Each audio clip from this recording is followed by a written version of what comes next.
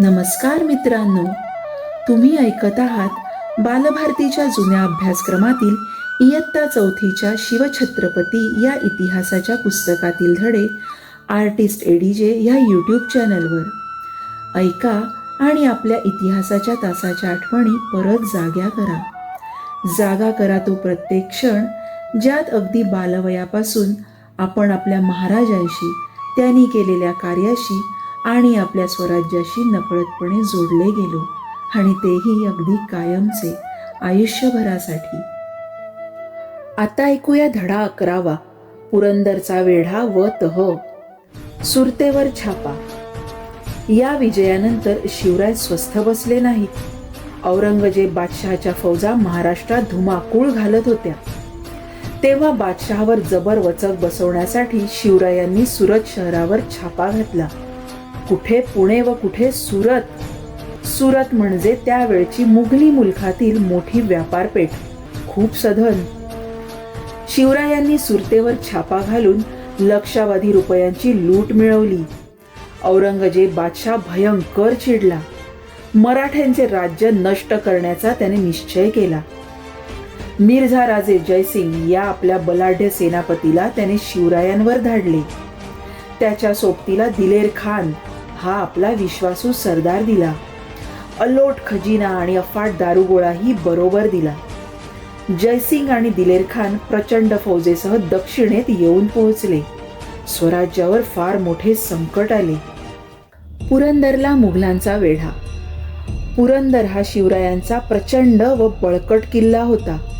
हा किल्ला घेतल्याशिवाय शिवरायांचा बिमोड होऊ शकणार नाही हे दिलेर खान जाणून होता. त्यामुळे दिलेर खानाने पुरंदरला वेढा दिला. त्याची फौज फार मोठी होती, पण पुरंदरचा किल्लेदार मुरारबाजी मोठा जिद्दीचा वीर होता. त्याच्या हाताखालचे शिपाई मोठे शूरगडी होते. हे सारे शूर शिपाई घेऊन मुरारबाजी लढाईला उभा राहिला. दिलेर खानाच्या तोफा कडाडू लागल्या. तोफेचे लाल भडक गोळे किल्ल्यावर कोसळू लागले, पण मुरारबाजी व त्याचे गडी हटले नाहीत. ते अधिक जोराने झुंजू लागले. मुघलांनी तोफांचा भडीमार केला. माचीचा बुरुज ढासळला. मुघल माचीवर घुसले. दिलेर खानाने माची जिंकली. मराठ्यांनी वरच्या बाले किल्ल्याचा आश्रय घेतला. ते लढतच राहिले. दिलेर खान आपल्या छावणीतून ही लढाई बघत होता. मुरारबाजी रागाने लाल झाला होता. त्याने 500 गडी निवडले. त्यांना घेऊन मुघलांवर हल्ला करायचा असा त्याने बेत केला. बाले किल्ल्याचा दरवाजा उघडला. हर हर महादेव अशी गर्जना करत मुरारबाजी आणि त्याचे गडी मुघलांवर तुटून पडले. थोडा वेळ भयंकर लढाई झाली. मुघलांचे सैन्य अफाट होते, पण मराठ्यांनी त्यांचा धुव्वा उडवला. शेवटी मुघलांनी माघार घेतली. ते दिलेर खानाच्या छावणीकडे जीव घेऊन पळत सुटले. मुरारबाजीने त्यांचा पाठलाग सुरू केला. मुरारबाजीचे सैन्य दिलेर खानाच्या छावणीत घुसले. छावणीत एकच गोंधळ माजला.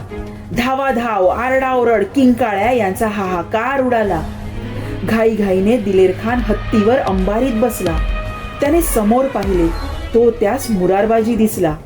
मुरारबाजीची तलवार कोणाच्या छाताडात, कोणाच्या मस्तकात तर कोणाच्या कंठात घुसत होती. मुरारबाजी कोणालाही आटोपत नव्हता. त्याचे शौर्य बघून दिलेर खान थक्क झाला. मुरारबाजीचा अतुल पराक्रम. दिलेर खानाला बघून मुरारबाजी चवताळला. कापा, तोडा, मुडदे पाडा असे ओरडून तो शत्रूवर धावला. त्याची समशेर जोराने फिरू लागली. जो आड आला तो ठार झाला. ह्या एकट्या वीराला मुघलांनी चोहोकडून घेरले. इतक्यात दिलेर खान अंबारीतून ओरडला, थांबा. मुघल थांबले. क्षणभर मागे सरले. खान मुरारबाजीला म्हणाला, मुरारबाजी, तुझ्यासारखा समशेर बहादर मी आजवर पाहिला नाही. तू आमच्या बाजूला ये, कौल घे. बादशाह तुला सरदार करतील, जहागीर देतील, बक्षीस देतील. मुरारबाजीने दिलेर खानाचे शब्द ऐकले. रागाने त्याचे डोळे लाल झाले. तो चवताळून म्हणाला, अरे, आम्ही शिवाजी महाराजांची माणसे, तुझा कौल घेतो की काय? आम्हाला काय कमी आहे? तुझ्या बादशाची जागीर हवी कोणाला? मुरारबाजीने खानाच्या दिशेने झेप घेतली आणि तुफान कत्तल करत सुटला. दिलेर खानाने अंबारीतून बाण सोडला. तो बाण थेट मुरारबाजीच्या कंठात शिरला. तो जमिनीवर कोसळला. मावळ्यांनी त्याचा देह उचलला आणि बालेकिल्ला गाठला. किल्लेदार पडला म्हणून त्यांना खूप दुःख झाले, पण ते न डगमगता पुन्हा निकराने लढू लागले. ही बातमी शिवरायांना कळल्यावर ते फार दुःखी झाले. त्यांनी विचार केला, एक एक किल्ला वर्ष लढवता येईल, पण विनाकारण माणसे मरतील. शिवरायांना ते नको होते. पुरंदरचा तह. करणार काय, शक्ती चालेना, युक्ती उपयोगी पडेना. तेव्हा काही काळ माघार घेणेच योग्य. म्हणून मुघलांशी तह करायचे शिवरायांनी ठरवले. शिवराय स्वतः जयसिंगाकडे गेले. त्याच्याशी मुत्सद्देगिरीचे बोलणे केले. ते म्हणाले, मिर्झा राजे, आपण रजपूत आहात. आमचे दुःख आपण जाणता. बादशहाच्या स्वाऱ्यांनी महाराष्ट्र उद्ध्वस्त झाला आहे. लोकांचे हाल होत आहेत. लोक सुखी व्हावे म्हणून आम्ही स्वराज्याचे काम हाती घेतले आहे. आपणही हे काम हाती घ्या. मी आणि माझे मावळे आपल्या पाठीशी उभे राहू. जयसिंग मोठा धूर्त होता. त्याने शिवरायांना तह करण्यास सांगितले. त्यांनी तह केला. ह्या तहात शिवरायांनी 23 किल्ले व त्याखालचा 4 लक्ष होनांचा मुलूक मुघलास देण्याचे कबूल केले. हा तह 1665 साली झाला. पुरंदरचा तह झाला. याच वेळी शिवरायांनी आग्र्यास जाऊन बादशहाची भेट घ्यावी असे जयसिंगाने सुचवले. त्यांना सुरक्षिततेची हमी दिली. जयसिंगाच्या सूचनेवर शिवरायांनी विचार केला. बादशाह कपटी आहे.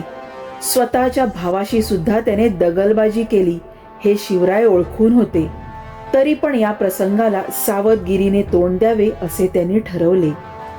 आपण बादशहाची भेट घेण्यास आग्र्याला जाण्यास तयार आहोत असे शिवरायांनी जयसिंगाला कळवले. धडा 11वा इथेच समाप्त होत आहे.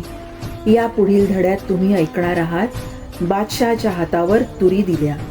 मित्रांनो, हा धडा अजिबात चुकवू नका, कारण या धड्यात घडलेला प्रसंग पुढे महाराष्ट्राच्या इतिहासात आग्र्याहून सुटका म्हणून प्रसिद्ध झाला. त्यामुळे तुम्ही तो आवर्जून ऐका. मित्रांनो, यापुढेही असेच नवनवीन व्हिडिओ अपलोड झाल्यावर त्याची सूचना मिळण्यासाठी आपल्या आर्टिस्ट एडीजे या चॅनलला सबस्क्राईब करून बेल आयकॉनवर क्लिक करा आणि व्हिडिओ आवडल्यास जरूर लाईक आणि शेअर करा. धन्यवाद.